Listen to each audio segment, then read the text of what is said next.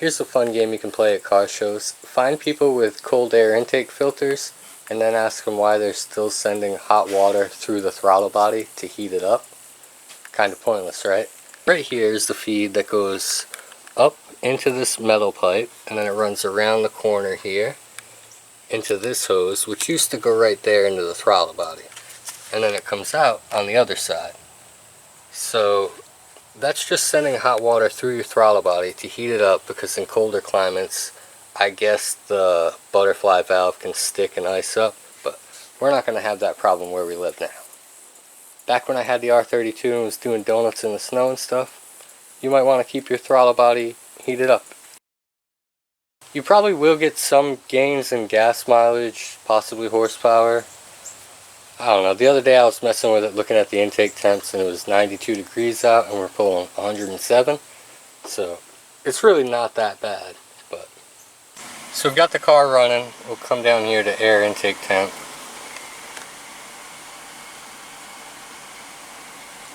109 degrees Fahrenheit are our intake temps right now. So 107.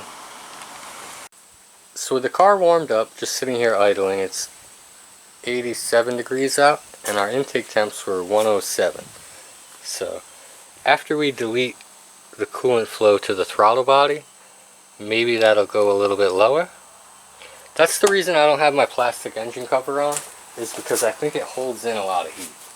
It does look better. It gives it a nice clean look under your engine bay, and could potentially keep, you know, water and stuff off of your coils, you know, whatever.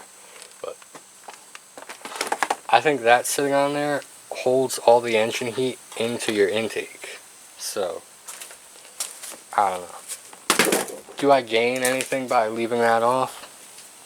Hard to say, because it's taking your temperature probably up here, and you're not going to get the temperature down here. So as we're driving, they drop back down to 107 at 50 miles an hour.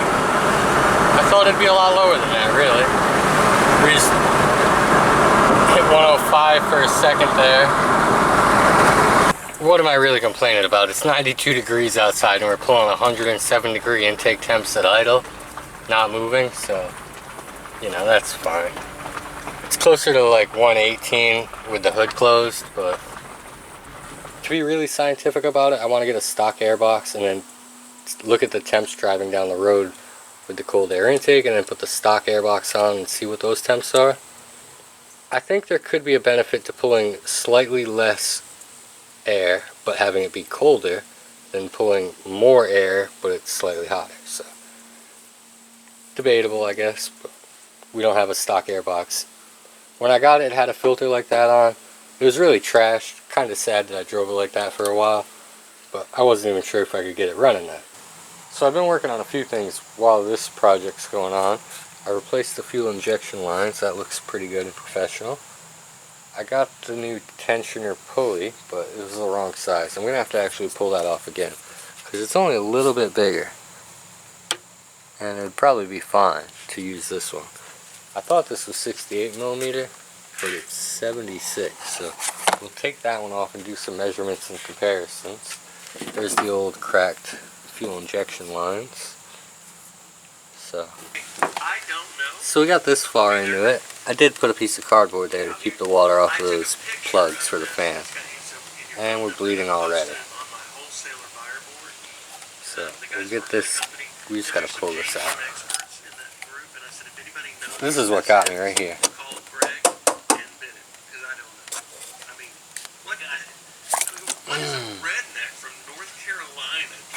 Here's my JB weld repair.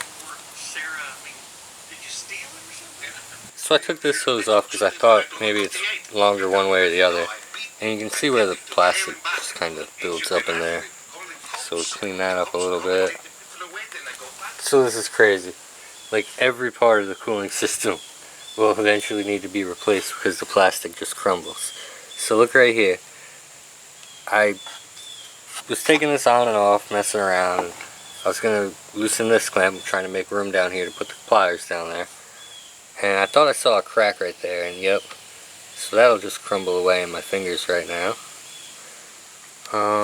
I might have one of these I don't know if I got the upper or the lower. Let me get my pry tool and we'll take this one off. This is why it pays to just order parts and then get the wrong one sometimes. Water outlet.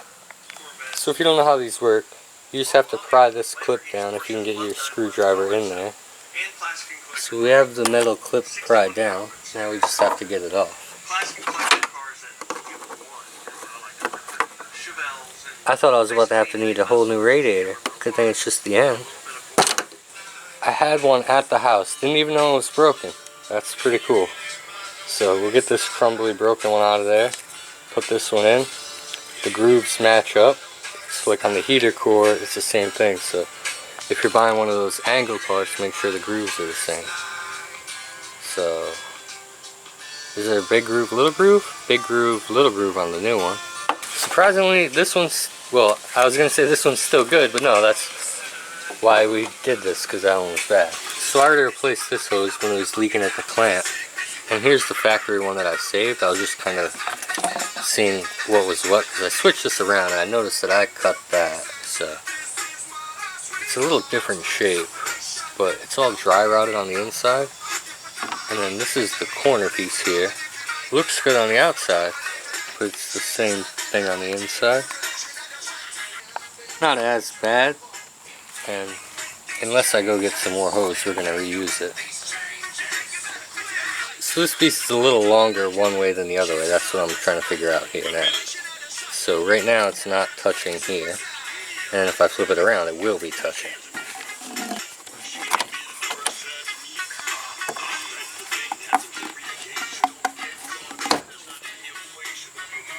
See how it's pretty much touching there? So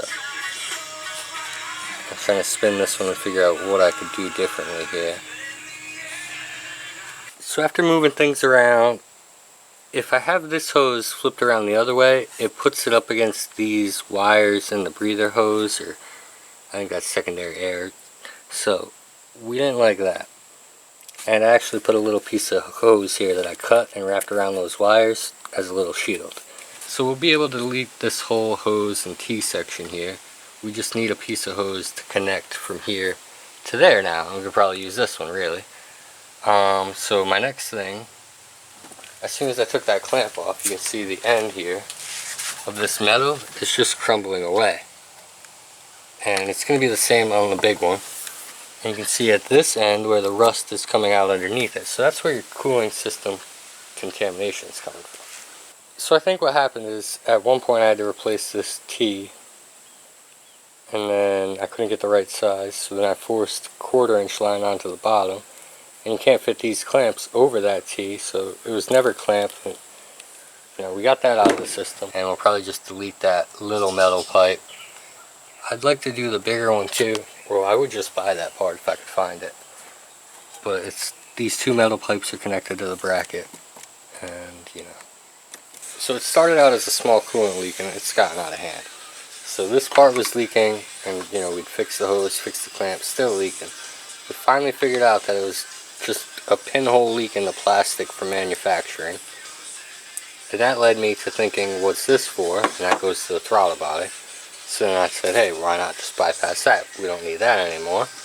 So we had to order the aluminum piece to put in there. And then we ended up fixing this piece, which we got lucky and had at the house because that was breaking. Which then led to up here, where this metal part's crumbling. So, you know, one thing leads to 7. So switching this line over, probably get better return to our coolant jug if it's not pumping through this rusty bullshit. And I was wondering if I want to put a hose on there, because it has metal, because it's over the exhaust. But if you look where it goes to metal, this is from the factory here, you're halfway over the exhaust anyways, right there. So by the time it gets to there, you might as well have rubber hose.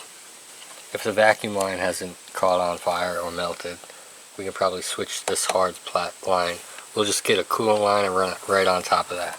So that's what we got to do next. We got to go to the town and get some coolant line. So I went to town to get some more 5/16 hose to replace this metal pipe. And I went and I bought 3 feet of fuel line, not fuel injection line.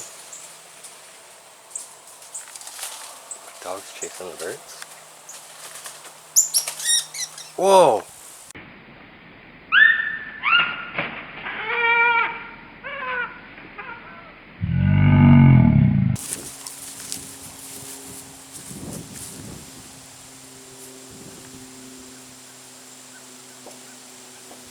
So I think that cardinal lived in that bush, and then that hawk just did a home invasion and snatched him out. But whatever sound that bird was making when I'm editing the video, the dogs still, go crazy because it's like a bird in distress. But what I was saying is, I bought some fuel line hose, and I'm learning the difference between fuel line and fuel injection line.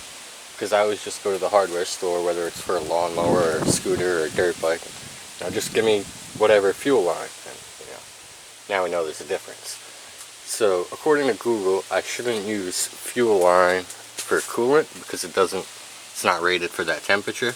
And it was a Sunday, and getting the right line at AutoZone is almost impossible. The girl was gonna rub the hose on the shelf to cut it. She didn't know that they had cutters right on the shelf above the hose. So they keep trying to sell me radiator overflow hose like it's a truck from the 1970s or a tractor or something. And you just have a hose running down from the radiator. But that's not what we need. We need the radiator. It technically is going back to the jug, but we want to replace those metal lines with good coolant line. What's the matter, Scooby? What?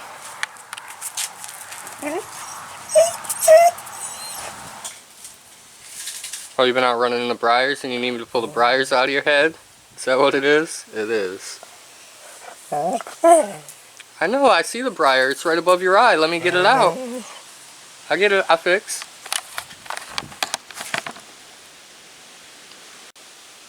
See, that little briar was in your head. Stop running through the woods. Right now, we're not using any fuel line for coolant. Like, this is fuel line here. That's just like a vacuum line that I've replaced. And all the coolant lines are currently coolant lines. So we're still using those metal pipes until we find a solution for that. Maybe if I Google some different words, I can magically find a new set, but no point in getting them off a parts car at a scrapyard because they're probably going to be failed too. But we have the intake all bypassed. We have our aluminum piece in there now instead of that plastic piece with the prong coming off of it. We did leave the metal line still attached to our engine here. If you were like a car show guy and wanted to clean it up, you could just take that metal line off. But if we ever want to reconnect it, we just put the plastic piece back in that's JB welded, and then connect the hose, run the hose, and connect the hose. So we haven't done anything permanent or bad really. So today I'm waiting on a trunk latch. That's why the car's backed in, because the trunk's ratchet strapped shut. So we'll replace the trunk latch today. I don't think it's coming today because it's already 11 o'clock and it's not out for delivery. But I've been working on a bunch of stuff and filming it. I just haven't edited it and put it up. We had a bunch of problems with the lawnmower. That was the free, if you can fix it, you can have it deal. And it turns out I can fix it. So, new pulleys, new belts.